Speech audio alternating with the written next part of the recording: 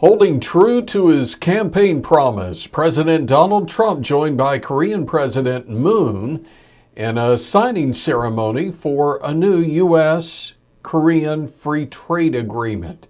The agreement set to replace the existing KORUS agreement, which went into effect originally back in 2012.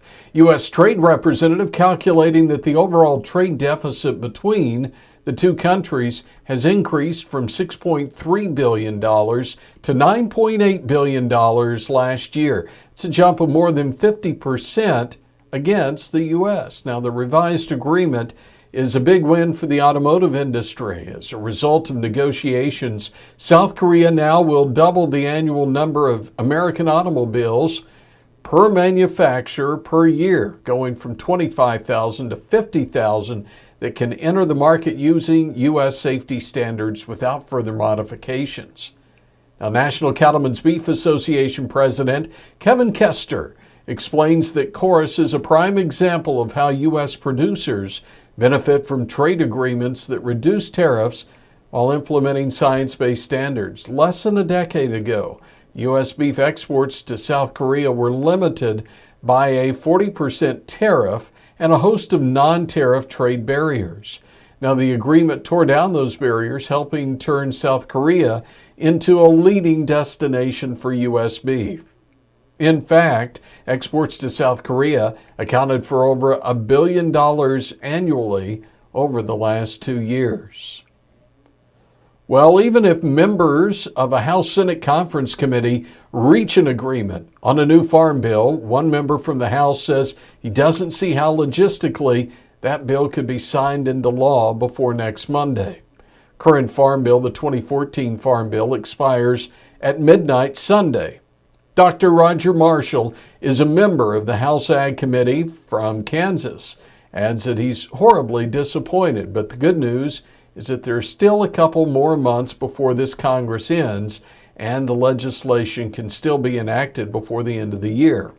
There are some concerns, however, about not getting that new bill passed on time. Without current funding, groups like the U.S. Grains Council, U.S. Meat Export Federation, and U.S. Wheat Associates will be forced to reassess their operations. Those groups make use of public-private partnerships like the Market Access Program, MAP, or FMD, the Foreign Market Development Programs. And without the new legislation, all funding stops to those programs and the groups that utilize them in building trade for U.S. ag. It's ironic, but both programs would receive mandatory funding in this new farm bill, and it's one of only 2 titles out of the 12 total that all sides in this House-Senate committee have agreed on.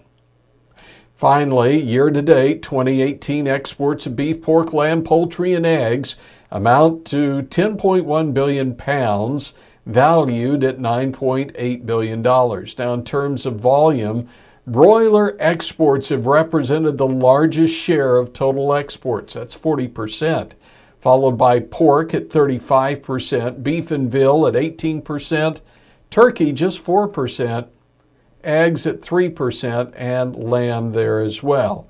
According to the Economic Research Service's Livestock, Dairy, and Poultry Outlook for the month, beef production forecast unchanged from last month's forecast at 27.1 billion pounds. Third quarter production was reduced from last month, but offset by higher anticipated production in the fourth quarter. Beef export forecast for the year, however, raised to reflect the record pace driven by strong demand from Asian markets. 2019 beef export forecast has also been raised. And with another Ag News update, I'm Tony St. James.